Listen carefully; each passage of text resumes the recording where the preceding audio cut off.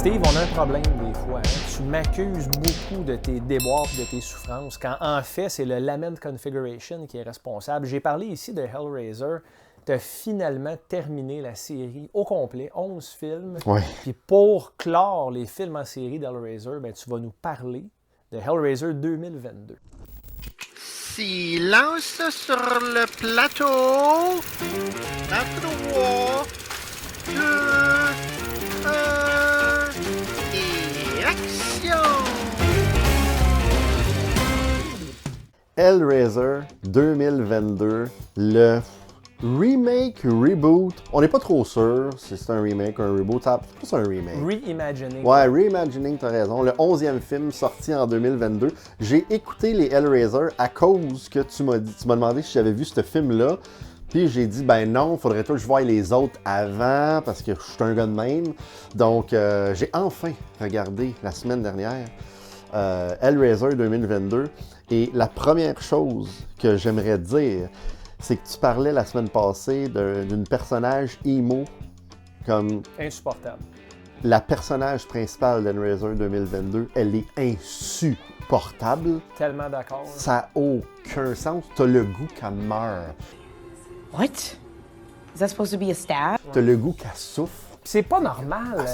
C'est supposé être une protagoniste, puis on souhaite sa souffrance. On dirait qu'on devient un Cénobite avec des personnages comme ça. On souhaite la souffrance. Écoute, tous les autres personnages, elle les fait chier, elle les écoute pas, elle fait à sa tête, elle prend que des mauvaises décisions. C'est comme Please die! Please die! Je criais après ma TV, j'étais comme j'en revenais pas. Il y a une affaire, par exemple, c'est qu'ils ont quand même évolué sur la petite boîte que tout le monde connaît, que là, je vois pas. Le Lament Ouais, Configuration. je toucherai pas à ça. Oui. Vraiment cool la façon qu'ils ont amené cette petite boîte-là, qui s'ouvre vraiment, qui devient plus intéressante qu'une boîte que le monde ne savait pas trop quoi faire avec, là, qui frottait comme quand tu... Tu sais, là, sur un bol, quand tu mets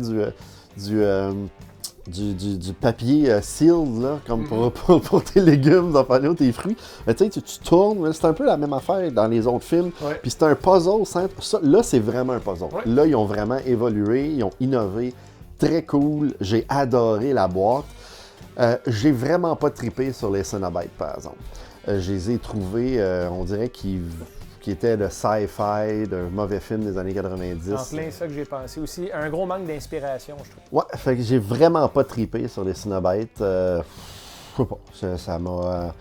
Ils sont pas venus me chercher. Je trouve que leur maquillage puis leur costume font zéro peur, puis Zéro. ça paraît que c'est des costumes. Oui, effectivement. Non, t'as totalement raison. Avec un budget comme il y avait pour ce film-là, c'est inexcusable, à mon avis. Ouais, l'histoire est vraiment bonne, par exemple. Je trouve qu'il y a vraiment une histoire comparée aux autres Hellraiser. Sauf que, c'est quoi notre sweet spot, mon Stéphane? 1h20 à 1h30. Ouais, mais là, le film, il dure 2 heures. Puis sincèrement, à un moment donné, quand j'ai regardé l'heure, j'ai fait « Ah, si, il me reste 25 minutes. » Fait que c'était comme un 25 minutes too much. Toujours et encore une enquête, style policière, quoi que ce soit. C'est ça. Mais bon, si je prendrais la série au complet, je pourrais insérer celui-là après le 3.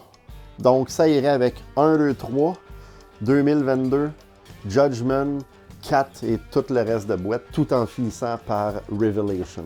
Dans le fond, tout le reste de boîte, tu les prendrais, puis tu ferais un genre de simili-poulet d'Hellraiser avec, puis tu pourrais beurrer ça sur une toast, pogner le cancer après. Hein. C'est ça. Mais là, épouvantable. mais là, si je compare Howling à Hellraiser, Hellraiser est par-dessus Howling. À cause du 2022 et Judgment.